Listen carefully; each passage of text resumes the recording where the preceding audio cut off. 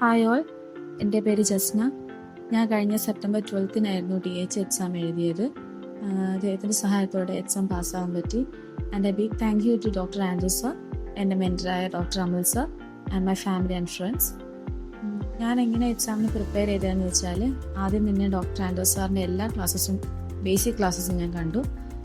സാറിൻ്റെ ക്ലാസ് ഭയങ്കര സിമ്പിളായിരുന്നു. അതുകൊണ്ട് തന്നെ കോൺസെപ്റ്റ് എല്ലാം പെട്ടെന്ന് നമുക്ക് ക്ലിയർ ആയി കിട്ടും. പിന്നെ അതിനുശേഷം എല്ലാം മോക്ക് ടെസ്റ്റും അറ്റൻഡ് ചെയ്തു. ഇമ്പോർട്ടൻറ്റ് ഫയൽസ് ഒക്കെ നന്നായിട്ട് നോക്കി. പിന്നെ നമുക്ക് കിട്ടിയ മെറ്റീരിയൽ ഞാൻ 2-3 വട്ടം വായിച്ചൊന്ന് റിവൈസ് ചെയ്തിട്ടുണ്ടായിരുന്നു. പിന്നെ അതിനുശേഷം ഇപ്പോൾ മോസ്റ്റ് റീസെൻ്റ്ലി അപ്ഡേറ്റഡ് ആയിട്ടുള്ള ഇമ്പോർട്ടൻറ്റ് ഫയൽസ് നന്നായിട്ട് കവർ ചെയ്തു. ഞാൻ സാറിനോട് ഇങ്ങനെ എക്സാമിനെ കുറിച്ച് സ്ട്രെസ് ഉണ്ടെന്നൊക്കെ പറഞ്ഞപ്പോൾ സാർ എന്നോട് പറഞ്ഞ് ക്വസ്റ്റ്യൻസൊക്കെ നന്നായിട്ടൊന്ന് നോക്കണമെന്ന് പറഞ്ഞിട്ടുണ്ടായിരുന്നു. ഇപ്പോൾ അടുത്ത് അപ്ലോഡ് ചെയ്തത്.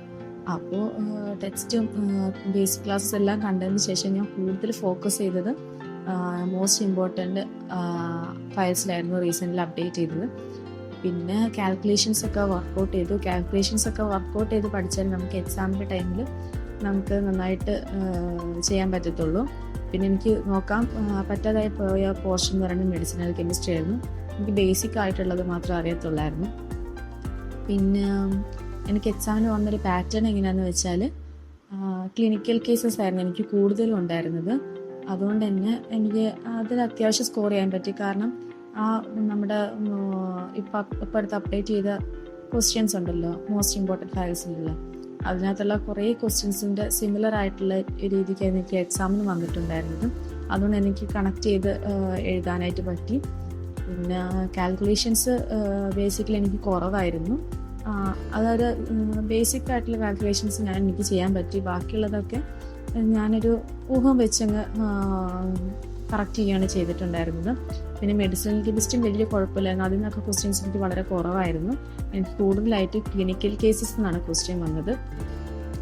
പിന്നെ ഇനി എക്സാമിന് പ്രിപ്പയർ ചെയ്യാൻ പോകുന്നവരോട് പറയാനുള്ളത്, ആദ്യം കോൺസെപ്റ്റ് നന്നായിട്ട് ക്ലിയർ ചെയ്ത് പഠിക്കുക. ഓരോ ഡ്രഗ്സിൻ്റെ മെക്കാനിസമും പാറ്റേണും ADR ഒക്കെ നന്നായിട്ട് പഠിക്കുക. അപ്പോൾ ക്വസ്റ്റ്യൻ വരുമ്പോൾ നമുക്ക് എന്തുകൊണ്ട് ഓരോന്ന് കൊടുക്കണ്ട, എന്തുകൊണ്ട് റീപ്ലേസ് ചെയ്യണം, എന്തുകൊണ്ടാണ് ഇങ്ങനൊരു റിയാക്ഷൻ വന്നതെന്നൊക്കെ മനസ്സിലാകും. പിന്നെ ഇപ്പോൾ അടുത്ത് അപ്ലോഡ് ചെയ്ത മോസ്റ്റ് ഇമ്പോർട്ടൻറ്റ് ഫയൽസ് ഉണ്ടല്ലോ, റീസെൻ്റ്ലി അപ്ലോഡ് ചെയ്തത്, അത് നന്നായിട്ട് നോക്കുക. അതിന് അത്യാവശ്യം സിമിലർ ആയിട്ടുള്ള ക്വസ്റ്റ്യൻസ് വരുന്നുണ്ട്. അതൊരിക്കലും സ്കിപ്പ് ചെയ്യരുത്. പിന്നെ കാൽക്കുലേഷൻസ് ഒക്കെ ചെയ്ത് പഠിക്കുക. പിന്നെ മെഡിസിനൽ കെമിസ്ട്രി ഒന്നും സ്കിപ്പ് ചെയ്യേണ്ട. എല്ലാവർക്കും ഏത് രീതിക്കാണ് വരിക എന്ന് പറയാൻ പറ്റില്ല.